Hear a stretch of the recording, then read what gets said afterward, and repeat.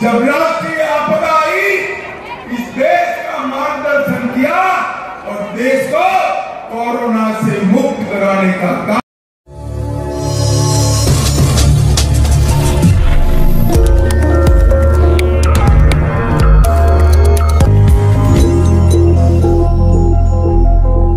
बेगूसराय में भाजपा प्रत्याशी गिरिराज सिंह के समर्थन में सभा को संबोधित करते हुए केंद्रीय गृह मंत्री अमित शाह ने विपक्ष पर जोरदार हमला बोला और कहा कि घमंडिया गठबंधन के नेताओं में देश को चलाने की ताकत नहीं है।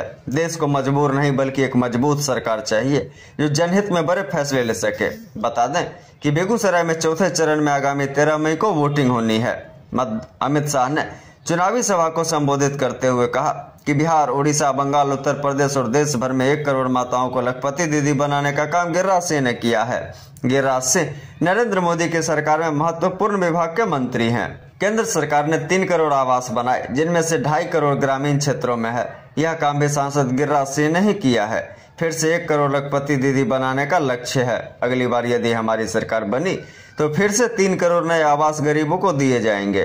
उन्होंने कहा कि देश को मजबूर नेता नहीं बल्कि मजबूत नेता चाहिए जो देश को आगे बढ़ाए और उसमें बड़े बड़े फैसले लेने की ताकत हो।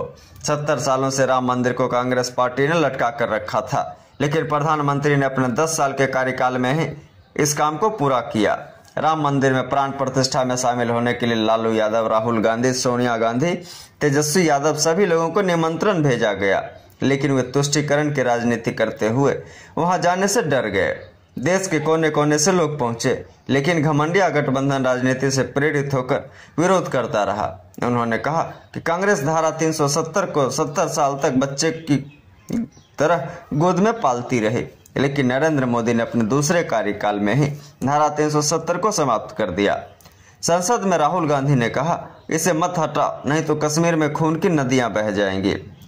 लेकिन कई साल हो गए, कश्मीर में किसी को कंकड़ चलाने की हिम्मत नहीं हुई। मोदी ने इस देश से आतंकवाद को समाप्त कर दिया। जब राष्ट्रीय आपदा आई, इस देश का मार्गदर्शन किया और देश को कोरोना से मुक्त कराने का काम नरेंद्र मोदी की भूमि पर आए हुए प्यारे भाइयों, बहनों, माताओं और मेरे जिगर के टुकड़े जैसे युवा मित्रों, आप सभी को राम राम। भाइयों, सबसे पहले भाई सुन लिया, बंद कर दो।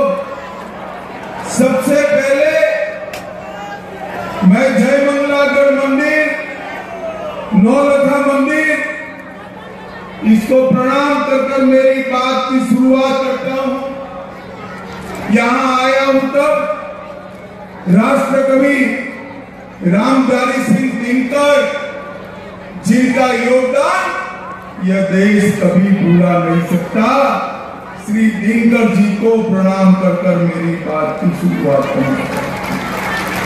बिहार के श्री कृष्ण बाबू, जिन्होंने पूरा जीवन देश और बिहार के लिए दिया, श्री कृष्ण बाबू को भी मैं प्रणाम करता।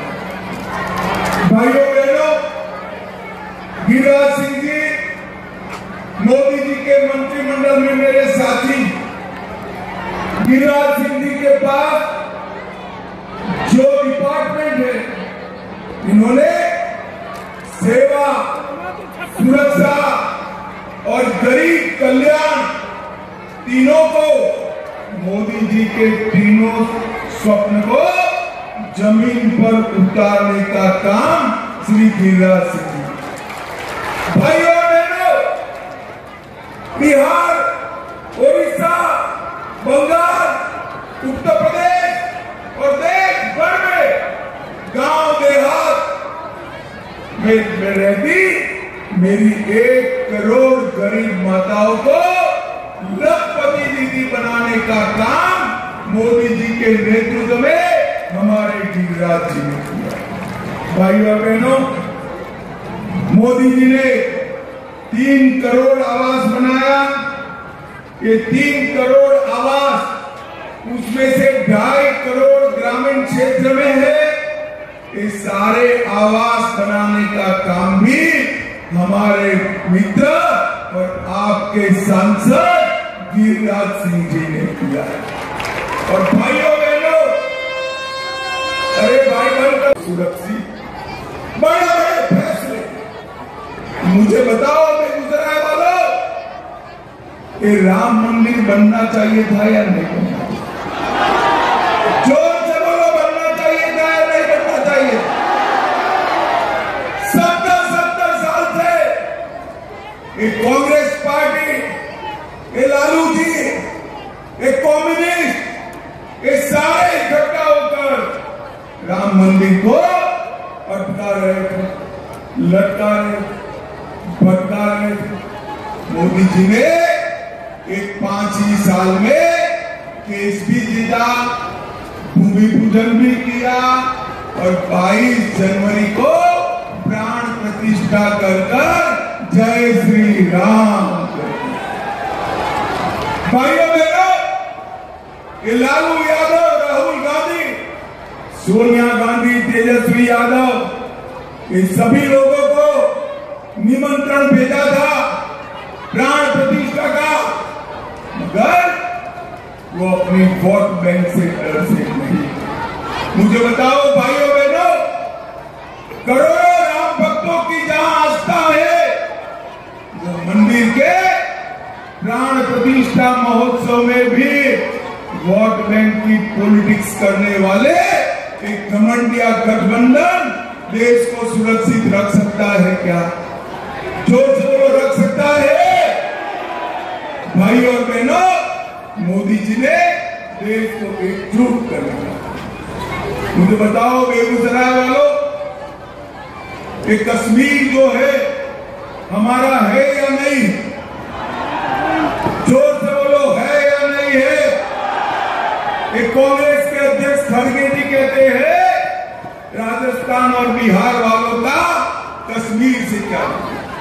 खड़गे साहब, आप 80 पार गए, 80 पार कर गए, मगर इस देश को नहीं जाना। बिहार का बच्चा बच्चा कश्मीर के लिए अपनी जान दे सकता है। भाइयों बहनों, मुझे बताओ, ये धारा 370 हटनी चाहिए थी या नहीं हटनी चाहिए थी? जोर से बोलो, हटनी चाहिए थी या नहीं हटनी चाहिए थी? ये कांग्रेस पार्टी, लालू यादव 70 साल तक धारा 370 को अपने अनौरस बच्चे की तरह गोदी में खिलाते। मोदी जी को आपने दूसरी बार प्रधानमंत्री बनाया 5 अगस्त 2019 को, उन्होंने धारा 370 को समाप्त कर दिया। भाइयों, समाप्त। और जब मैं संसद में